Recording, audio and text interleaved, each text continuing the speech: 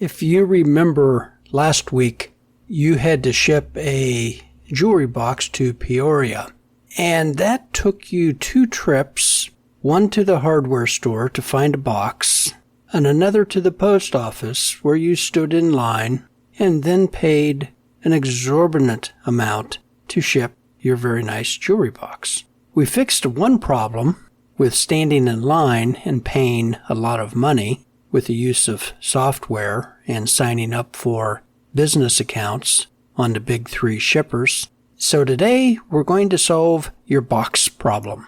Hi, my name's Roger Kugler. This is Working at Woodworking Podcast, where I am attempting to encourage you to share your woodworking skills with your community, either full-time or part-time. So you got a box problem. You don't have any, and you need some if you're going to be doing a lot of shipping, which, if that's how you want your business to go, all the best luck to you. E-commerce is a real thing.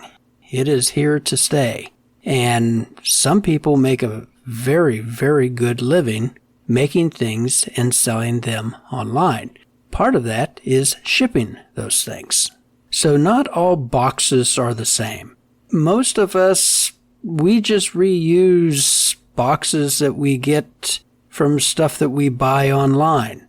Christmas presents get shoved into whatever box we happen to have laying around, and that's what goes to Grandma. But since you're running a professional woodworking business, you need to kind of step your game up here. Now, I love reusing boxes, but honestly, over the long run, it's not very efficient or cost effective.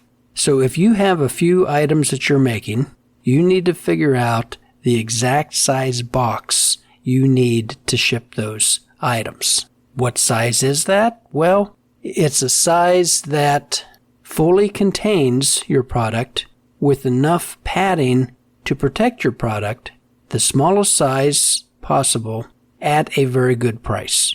So that's what we're looking for. If you're selling a very small item, you don't want a great big giant box because that's going to cost you more money in shipping than what's really needed. Conversely, you don't want to shove something into the tiniest box you can possibly get it into and possibly risk damage. Now, typically, for most of the things that we're making outside of furniture, that's another category. But small wooden objects, we're going to use single-wall corrugated boxes. Now, if you want a rabbit hole to go down, yeah, just start doing some research. It is absolutely wild, the science and the technology that goes into corrugated boxes. And if you think about it, we're taking paper and you're folding it and gluing it and manipulating it in such a way that it actually supports a great deal of weight for its weight. Really fascinating, the technology that goes into this. So you're looking for a single wall box. It will have an ECT of 32. That means that it will withstand 32 pounds in an edge crush test. Literally, there's a machine they put the box into and it applies weight. And at 32 pounds, the edges will start to deform and start to crush. So if your package happens to be on the bottom of the pile in the UPS truck, it needs to be strong enough to withstand whatever's on top of it. Another test that you will see is the 200-pound Mullins test. And it's basically the same thing. It's measuring 200 pounds of force per square inch over the entire box until it starts to deform and the test fails. There are videos on YouTube that explain how all these things works. It's really quite fascinating. So how do you tell if your box is the 32 ECT? Well, look on the certificate on the bottom of the box. Every box will have that certificate imprinted in the bottom. It gives you the manufacturer name, the city and state that it was manufactured in, and then all of the appropriate data. 32 ECT, 200-pound Mullins test, And it will also give you a weight range of what that box is designed to carry. 65 pounds is the maximum load for that particular box. Do you need more strength? Well, then you could go up to a 275 single wall Mullins tested box. And that's about a 44-pound ECT. That's going to be about 3/16 of an inch thick and hold roughly 95 pounds. If you need more strength, then you get into the double wall construction, where there's in essence 2 single wall glued together into the double wall, and those things can go up to 1,000 pounds for a triple wall box. It's like a half-inch thick. I mean, you could ship a transmission in that. I mean, it's incredible what they are able to do. The only time I've really seen a double wall box is when I order some paints or canvas filler, and that will come in a double wall box because they don't want that puppy, getting away. So where do you get your boxes? Well, you could get them locally. Maybe the hardware store sells some, or you could check out Costco, maybe Sam's Club.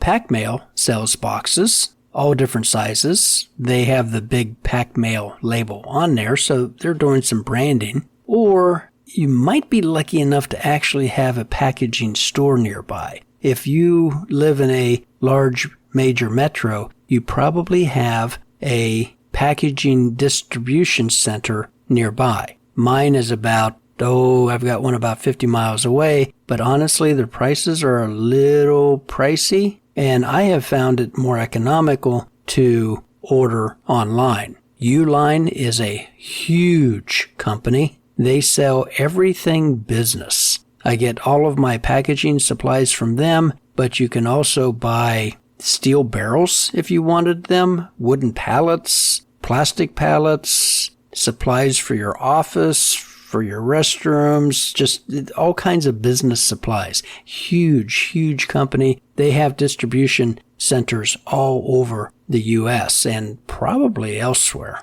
Another company that I came across was called the Packaging Company. They're located out of Chicago. They have a little different take from Uline. They really specialize in ecologically sensitive packaging material. The one thing with Uline, like I said, great company, easy to work with. If you need samples, call them up and ask them. Or if you have a problem, you're not sure exactly what would be the best way to package and ship your particular item, call them. They're more than happy to help you and send out samples for you. But they will bombard you with marketing material. Every time you order something from them, you're going to get this great big thick Sears catalog. And I'm sorry, I just don't need one every 4 weeks, where the packaging company is kind of the contra to that. They don't have a catalog. You have to do everything online. And a lot of their products are just much different. You can also scrounge for boxes. I mean, the hardware store, they get tons of stuff in boxes and they recycle them, and there's a pile back in the back room. You can just go in and pull till your heart's content. They're more than happy to give them to you. They had one product that was the absolute perfect size for one of my products, and I went a couple years just scrounging their boxes for that. But then they ended up changing vendors, and that was a different size box, and I can no longer do that. I've also had luck with HVAC companies. They have, large items with large boxes, and sometimes that can be very helpful. And of course, you can make your own boxes. If you're ordering sheet goods from a distributor, they're going to most likely ship those to you with 2 cardboard skins on either side of the plywood, just to protect it from wear and tear and bumps and nicks and scratches. And nobody wants their expensive plywood, especially nowadays, all scratched up. So they have a 4x8 sheet of cardboard. This cardboard is pretty valuable. I mean, about $5 a sheet for this stuff. And you can take that and make your own boxes. I've added some links to videos in the show notes on how you can do this. One of my products, I need to make a filler piece in the box is oddly shaped, and I make a cardboard filler to take up some of the volume so I don't have to use so much of the stuffing, the padding. And it works really well. Unfortunately, I haven't been taking on that type of work, and, well, quite honestly, my supplier is really tight on plywood, and it's just terribly expensive, and I haven't been getting any of late. The HVAC company's more than happy to save some cardboard for you, and are large enough that I can make these filler packs. Cardboard is really easy to cut on a bandsaw. I can take and stack these up 2-3 inches thick, tape the edges, and mark out the pattern on the top sheet, and just start cutting. Because after all, this is cellulose. Wood is cellulose. So we're cutting processed wood cellulose. Do make sure you have your dust collection running, because cardboard dust is just nasty. It's maybe even worse than MDF dust. So when you're shopping for boxes, the sizing can be a little intimidating, because if you can think of a size, they probably have a box, and you kind of get overwhelmed with choices. And one thing I have found useful is to look at the pricing, because the more common sized boxes will have lower pricing. If you get something really odd, like 6x7x9, that's going to be a fairly expensive box, because they're just not selling very many of those. But if you could use a 4x6x10, that box is probably going to be cheaper. So when you're going through the list, look for those common sizes and see if your product will fit into it. And if you're still in product development on some things, you might want to select the box first and then kind of scale the dimensions to fit the box. Generally speaking, I like to see about 1 inch of extra space all around the product. Typically, that gives you enough cushioning that the product's not going to be damaged. And of course, these are wood products. If you're shipping ceramic or something rather fragile, you might want to increase that to 2 or 3 inches. But generally, 1 inch is, I would consider, the minimum. You can also buy multi-depth boxes. I use a 14x12x6. And that gives me the option of shipping either a full 6 inches depth, or there is a score line at 4 inches that I can fold that down, cut the corners, fold that down to 4 inches. And honestly, I've even modified it and cut it down to 2 or even 3 inches thickness. One kind of weird thing about box sizing, they list the length first, then the width, then the depth. So 14 inches long, 12 inches wide, 6 inches deep. For woodworking, construction, lumber type things, we would list that as 6x12x14. So it's literally opposite. That might throw you off whenever you're looking for boxes. And don't be afraid to modify boxes. If you have the perfect size 12x12x10, but you only need it to be 6, there's no reason why you can't modify that box to get it down to 6 inches. Don't pay for space you're not using. Not only do you have to fill that with a filler, stuffing, but you also will have to pay the shipping on that dead air. So modify your boxes. An easy way of doing that is to make a jig that allows you to kind of crease the box at the depth that you need. I have a tramble that I use for marking out large radiuses. And to tighten the tramble, I have an eye screw. Well, that also happens to work really well at creasing cardboard. And so if I have a 12x12x10 box sitting on the workbench, I can turn my tramble upside down, position that eye screw at 6 inches, and then just run that around the outside of the box, creating a little score line, cut down the corners to the score line, and everything folds very neatly. And of course, sometimes you get into what's called cubic pricing, where the volume of the box is more important than the weight of its contents because they're going to charge you by the overall volume. Hence, if you can reduce that volume, sometimes by as little of an inch, you can save money on your shipping. Okay, let's talk about the packing material, or as the industry calls it, void fill. What do you put around your product to protect it during shipment and to take up space? Now, please don't be like some Amazon packages I've received where I have a small little package 1 by 2 by 3 inside a great big giant box with 1 or 2 air pillows inside. That does absolutely nothing. Well, except kind of infuriate me. So your products are more valuable. You want to take better care and present a little more professionalism to your customers when they're unwrapping their new product. Peanuts have been used for a long time. They're made out of styrofoam. They're very lightweight for their volume, and they're relatively cheap because they're, plastic. The bad part about peanuts is, they're plastic. And I've been making a very concerted effort to try to reduce the amount of plastic packaging material that I'm using. Now, you have to buy your packing peanuts locally because they are just horribly expensive to ship. Again, we're getting into cubic pricing where the volume is more important than the weight. 15 cubic feet of packing peanuts weighs like maybe 3 pounds, but to ship that, it pretty much has to come common carrier.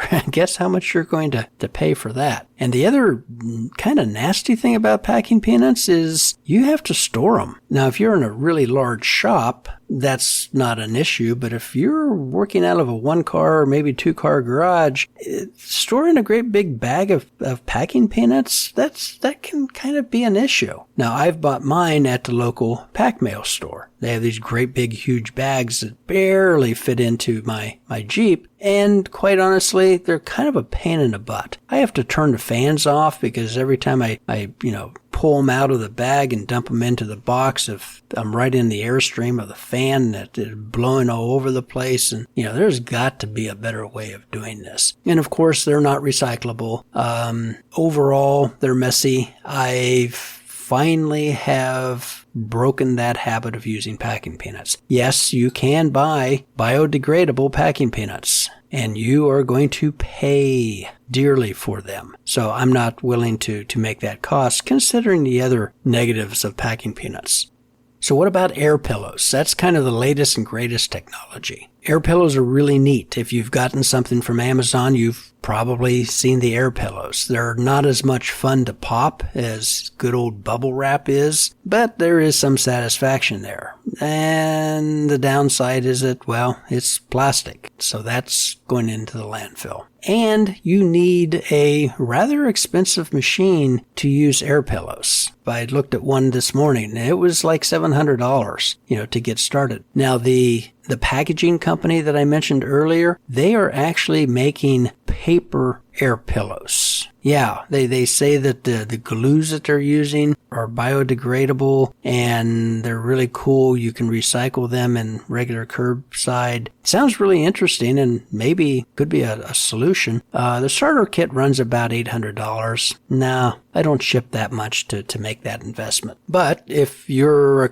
company that's shipping 50 to 100 packages a day, I could see where that could be a very, very valuable investment.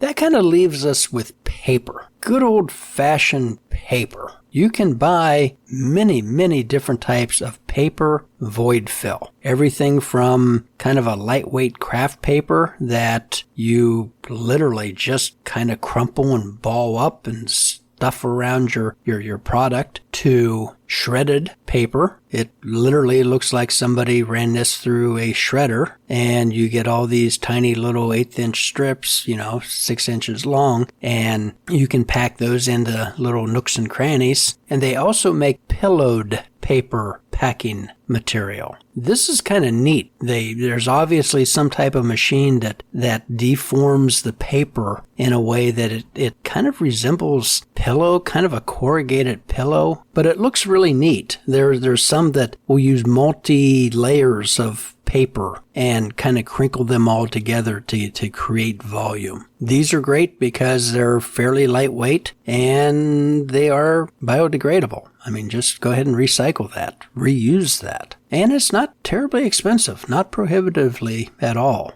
And of course, there's good old-fashioned newspaper.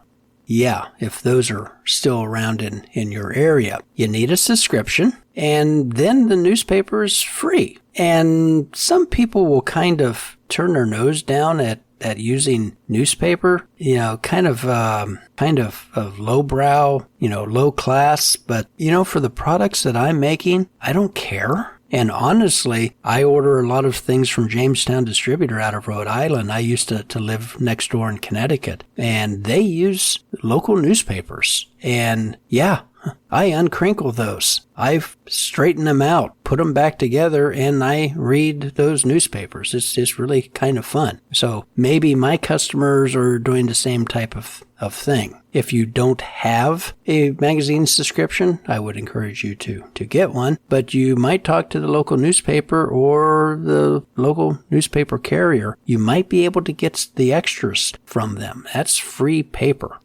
Now, there's another product that I have had samples of, but I have not actually purchased and used, called Excelsior.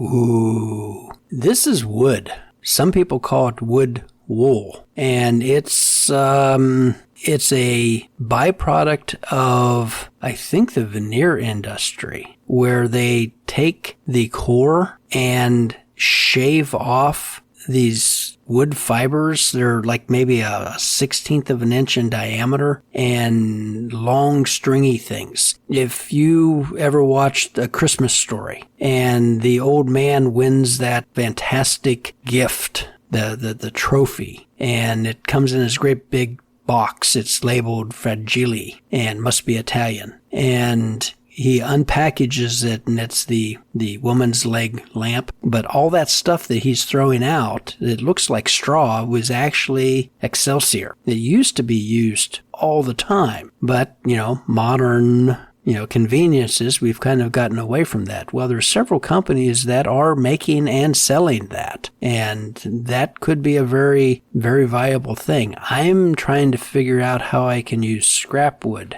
to make that economically. And there is sawdust. You could use sawdust as the packing material. However, I think the density is not good. You're going to end up increasing your weight quite a bit. And I can just imagine some customers not really appreciating getting a box full of sawdust with their product inside. I don't know. Maybe some would, especially if you use like a white oak sawdust that they could later use in a smoker. I don't know. Play with that. There might be something there.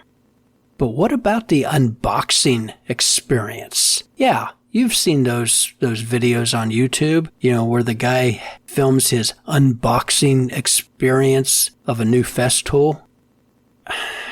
I'm sorry, I just don't get terribly exciting about how the box is presented. And I'm making fun of this, but this is big business, especially with, more of the female crowd. I've listened to podcasts where people talk, they're usually in the clothing, textile, art, jewelry type industries, where they spend big money, like tens of thousands of dollars, to hire professional consultants to create the unboxing experience for their product, because they see the unboxing experience as almost as important as the product itself. Personally, I don't get it. If I order something, I want the something. I don't want the freaking box. But each to their own. If that's something that's important to you, go for it.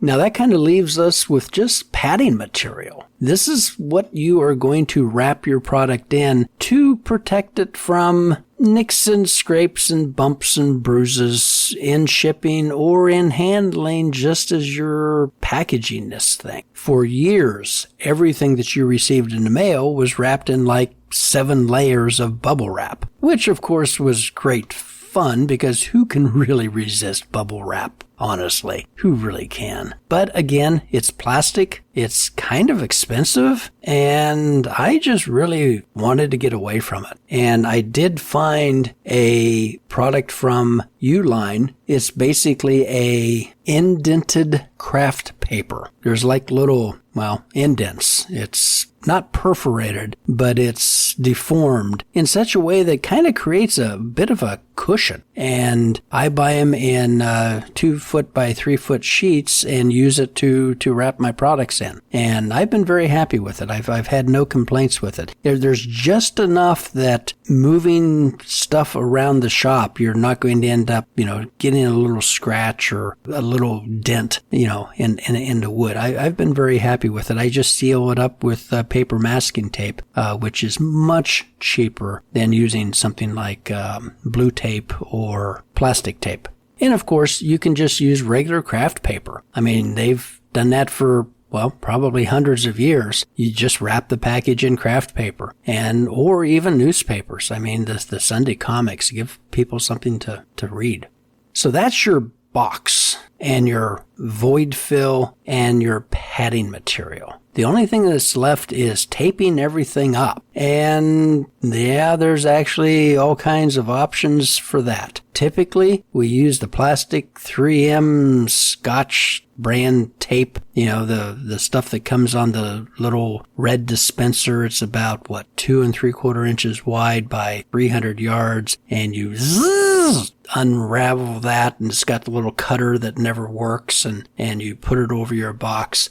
No, I have finally stopped using that for packaging. I still have it in my shop because that plastic tape is great for doing glue ups where you don't want something to stick to something else, or if you're doing any type of miter joint work, if you're making a mitered box or a hexagon, an octagon, or something like that, there's nothing better than gluing those up by assembling all the pieces atop the plastic tape. And then you just literally fold, put glue in the joints and literally fold the thing together and bind it with plastic tape. It works wonderfully. There's a little bit of a stretch so that you can actually get some clamping pressure, with the plastic tape. Glue's not going to actually stick to the tape, yet it's relatively easy to take everything apart after the glue is dried. I use a heat gun and just kind of heat it up here. It kind of crinkles. It's easy to grab a hold of, and it softens it up, and you can just pull the stuff right off. But I don't use it for packaging anymore. I watched a video of a person defeating plastic packing tape and stealing the contents of a package in about 4 seconds. And what they did is they had the package, how the packing tape will be on the long seam of the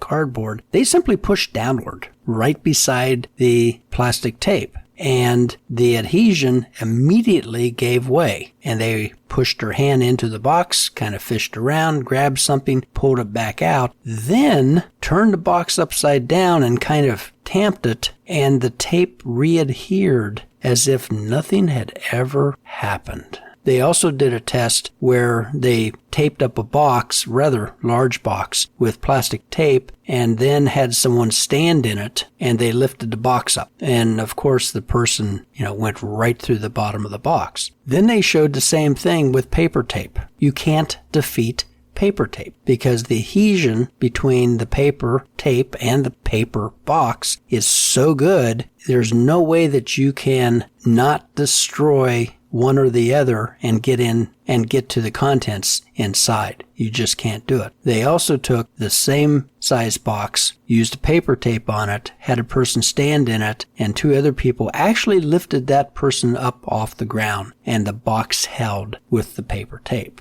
And the ultimate example of why you should use this, the undisputed example is, Amazon. Every one of their boxes uses paper tape. And a company that ginormous, they are probably doing things pretty right to be that ginormous. And of course, we've used paper tape for sealing packages for, probably a couple hundred years. in addition to being much stronger than plastic tape, it's actually cheaper than plastic tape, and it's environmentally friendly. It can be recycled if you're not using the reinforced paper tape, which there's all kinds of paper tape. This comes in all sizes, lengths, great big huge rolls, relatively small rolls, 2 inches wide, 3 inches wide, 6 inches wide. Typically what we're going to use is about a 3-inch wide paper, regular paper or reinforced. If you're shipping packages that are over 30 pounds, you probably should use the reinforced paper tape. They use fiberglass strands in the tape that really increase the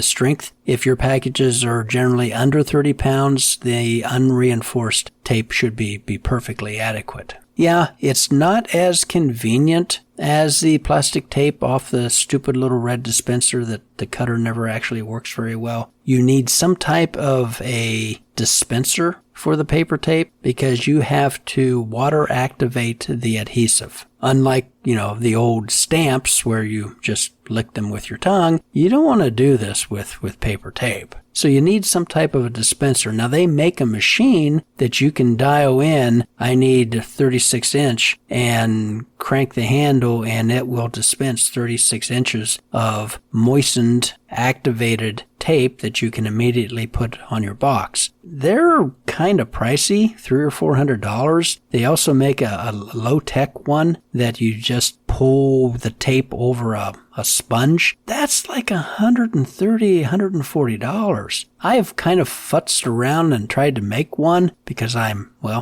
cheap. And what I ended up with was an old diving weight. It was like a 6-pound chunk of lead that I screwed a piece of plywood to and then double-sided taped a small plastic food container and cut out a sponge and stuck it in there. So every time I'm shipping something, I take the now dried out sponge into the head and get it nice and moist, put it back in the container. I simply use my fingers to draw the tape over that sponge. It moistens it and stick it on the box. It's just that simple. You don't have to turn this into rocket science. Now, how you tape your box up is important. I'm a little paranoid with shipping, so I use what's called the FedEx H. That's where you are putting tape on the long center seam of the cardboard, wrapping that well down the sides, top and bottom. And then I also seal the edges of the paper. Any place that there is a joint of two pieces of cardboard coming together, I put tape over that. And if you look at it, you've got an H pattern, hence the name. And I have not had a problem with shipping damages. Now, if you're using plastic tape, I would recommend that you do the same thing. Use a FedEx H, but also add a belly band. Something that would prevent somebody from just pushing down and reaching in and grabbing something. You might even add 2 belly bands or 3 belly bands, or just tape the entire bloody thing in plastic tape and you should be okay.